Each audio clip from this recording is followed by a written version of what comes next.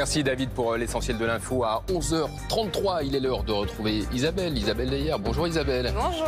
C'est la chronique culture du mercredi. Isabelle, vous allez nous faire partager vos coups de cœur. On commence par un roman culte que l'on a tous ou presque lu lorsque nous étions à l'école. Un roman qui se retrouve sur les planches. Absolument. Il s'agit de Un sac de billes, le célèbre roman de Joseph Joffo.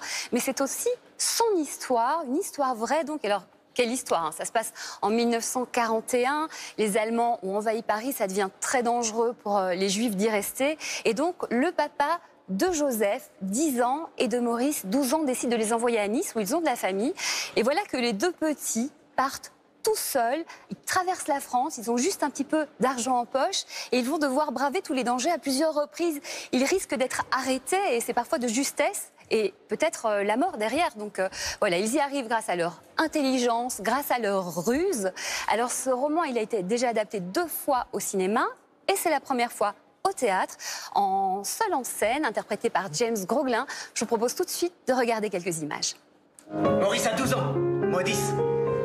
Tous les deux, c'est comme ça. On ricane autant qu'on se chicane.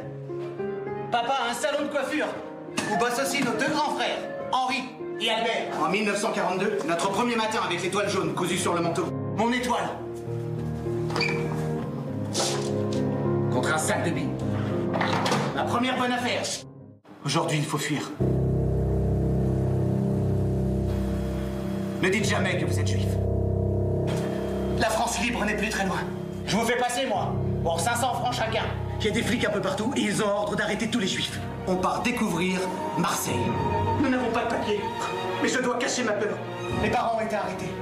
Ils ont échappé de justesse à une rafle dans le 18e. Il faut qu'on s'invente une nouvelle vie. C'est vraiment un très très joli spectacle, interprété avec beaucoup d'émotion par James Groglin.